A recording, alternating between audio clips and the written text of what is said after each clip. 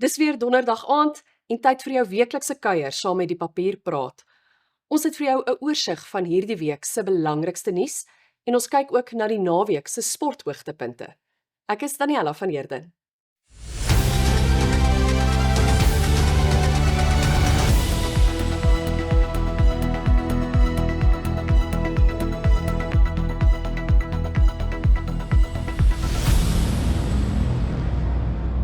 Van die belangrikste nuus waarna jy kan uitsien in hierdie bulletin. Gaan Dinsdag se protesaksie herhaling wees van die 2021 onluste of is owerhede hierdie keer beter voorbereid?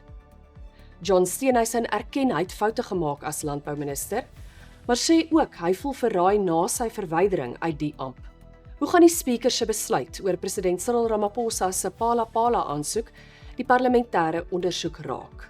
'n Nuwe veldtog wil Gauteng tot 'n wapenvrye sone verklaar. Het Suid-Afrikaners rede om paniekerig te raak oor die nuwe Ebola-virus?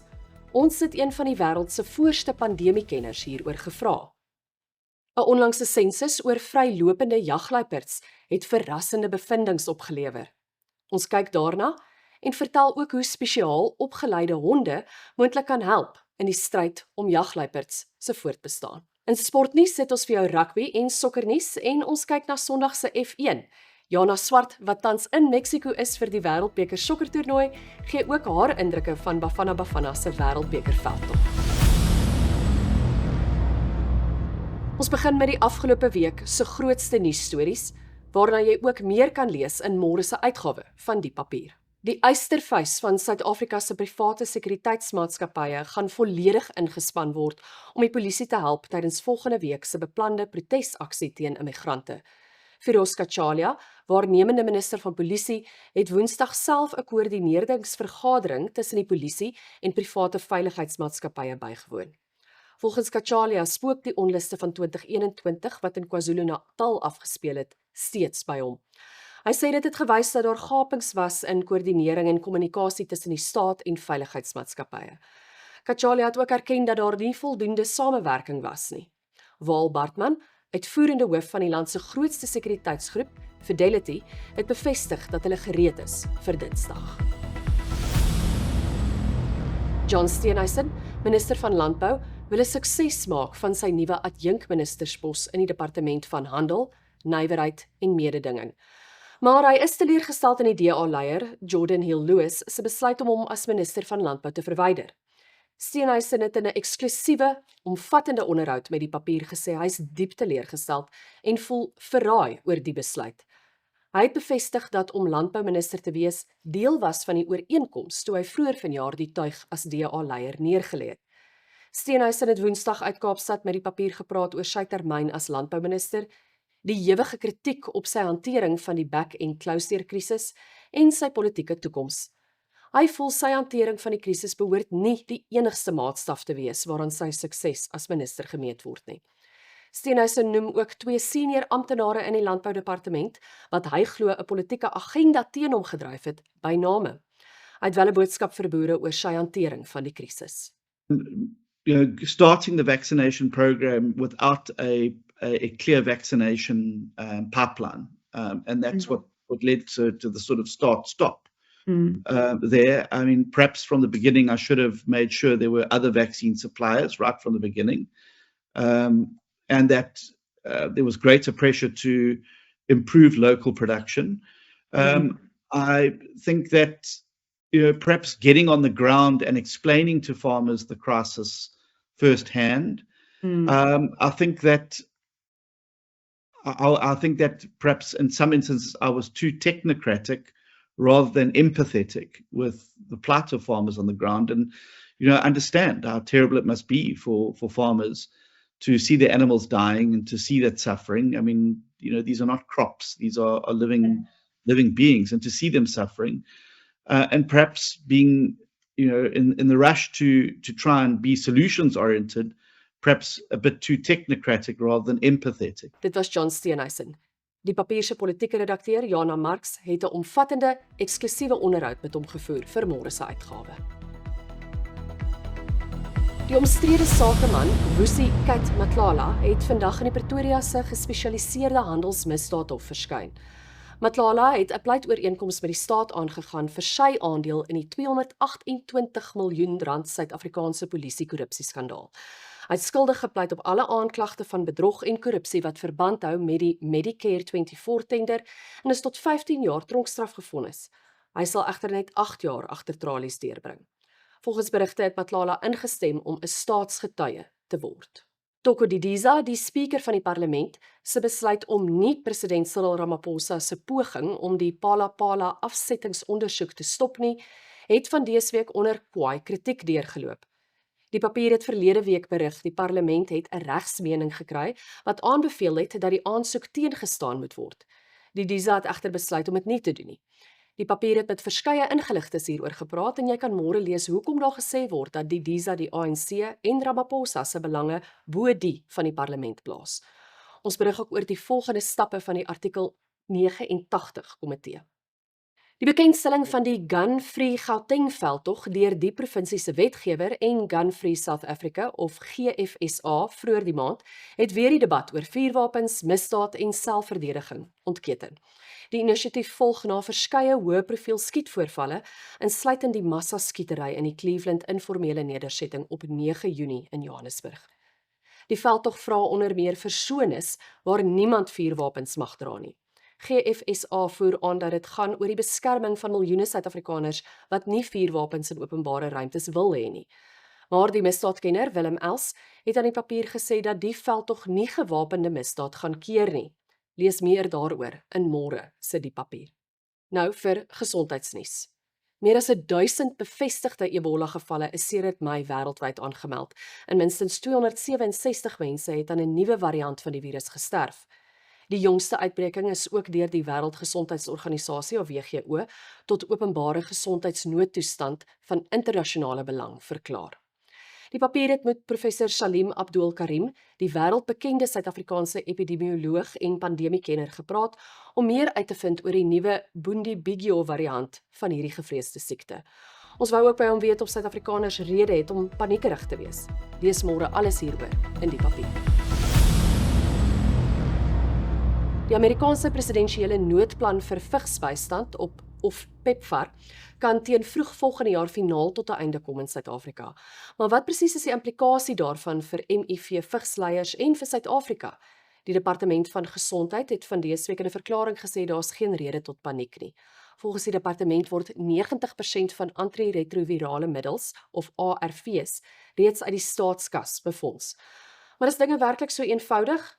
In van dese week se uitgawe van die papier vertel 'n vigskenner, professor Helen Rees, van die impak wat die beëindiging van die Amerikaanse befondsing reeds gehad het in Suid-Afrika se stryd teen vigs. Dit was dan ons belangrikste nuushoogtepunte vir hierdie week.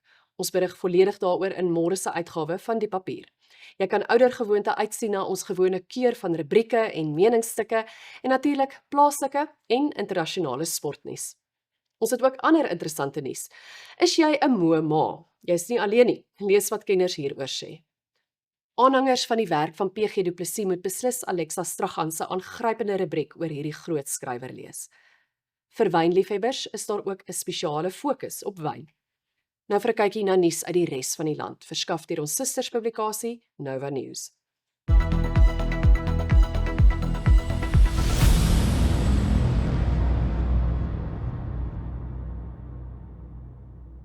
Suid-Afrika het sy posisie as die wêreld se grootste sitrusuitvoerder bevestig met 'n rekord van meer as 3 ton sitrus wat wêreldwyd verskeep is.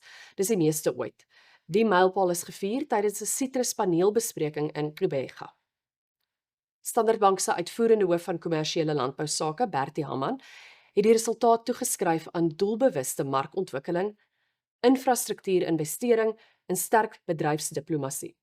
Die Sitruskwekersvereniging se hoofuitvoerende beampte, Dr. Boitshoko Nchabele, het die bedryf se langtermyn doelwit van 260 miljoen kartonne teen 2032 herbevestig en aangedui dat kwaliteit en klimaatsveerkragtigheid kritieke onderskeidende faktore in 2026 sal wees.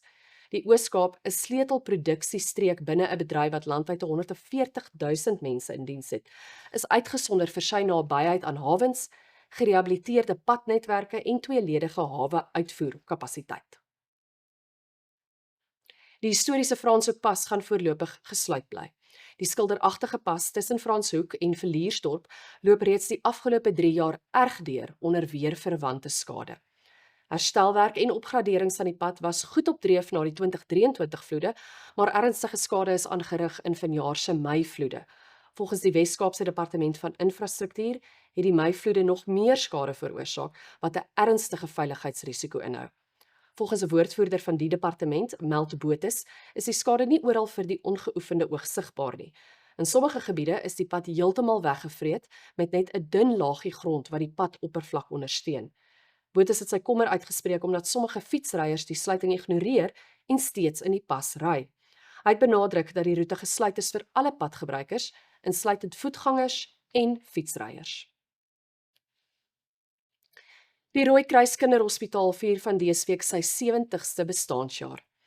Sedert die opening in 1956 het die hospitaal een van Suid-Afrika se voorste pediatriese gesondheidsinstellings geword. Dis reg oor Suid-Afrika en die kontinent bekend vir die gespesialiseerde, lewensreddende sorg en deernisvolle ondersteuning aan siek kinders en hulle gesinne.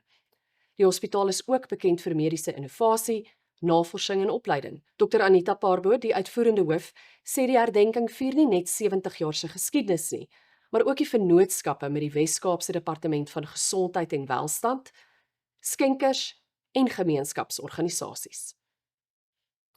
As jy graag op hoogte wil bly van daaglikse nuus van reg oor die land, volg gerus ons aanlyn susterspublikasie Nova News.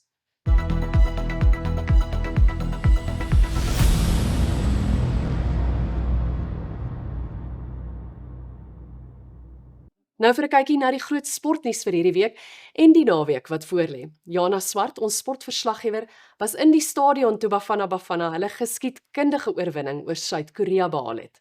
Oor na jou, Jana. Baie dankie, Daniela. In vanaand se sportnuus het ons vir jou rugby, sokker en tennis nuus. Ons kyk ook na die naweek se F1 en die Protea vrouespan se D20 Wêreldbeker wedstryd vanaand.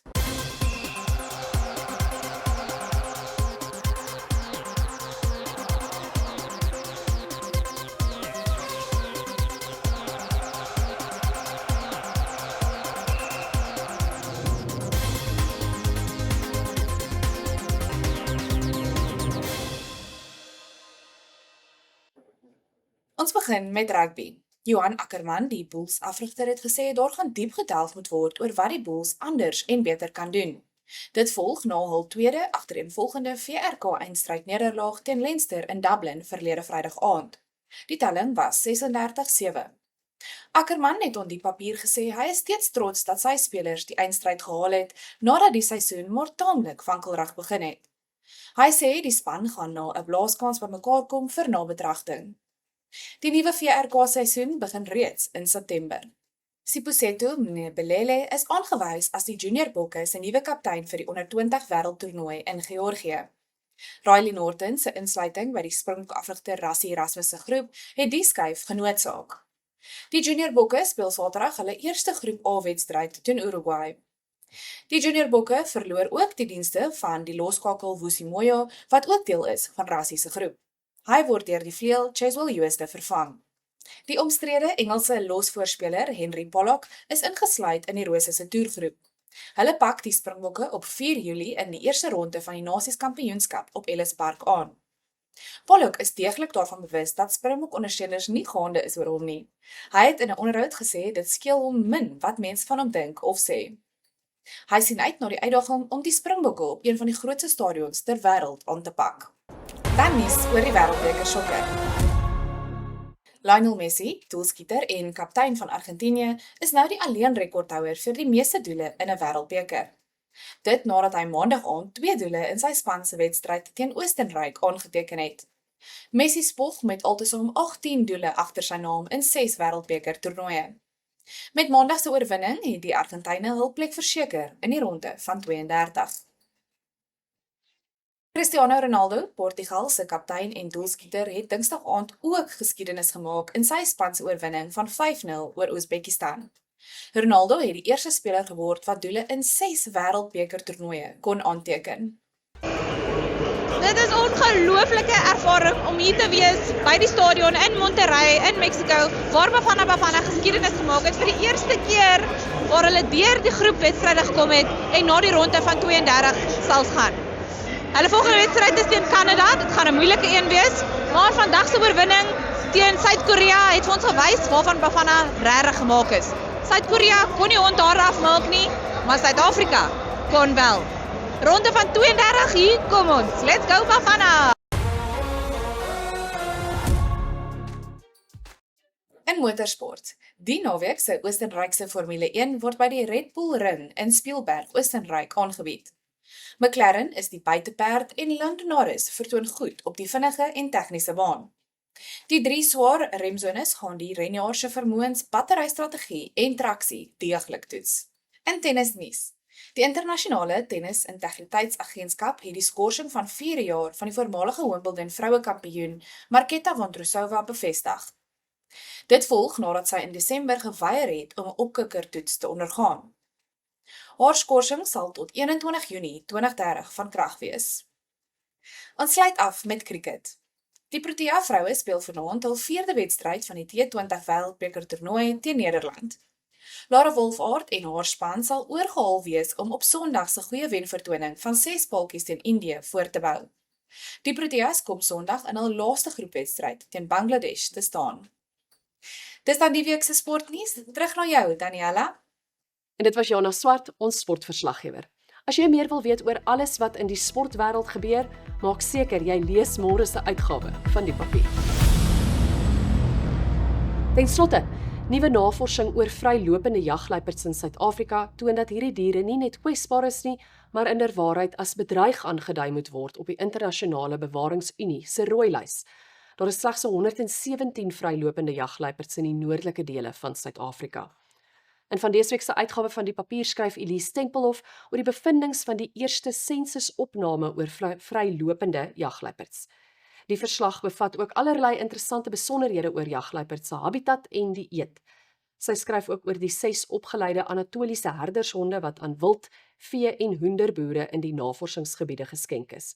Hierdie honde wat reeds 6000 jaar gelede in die suide van Turkye as veewagters geteel is, kan moontlik 'n rol speel om te keer dat nog jagluiperds uitgewis word.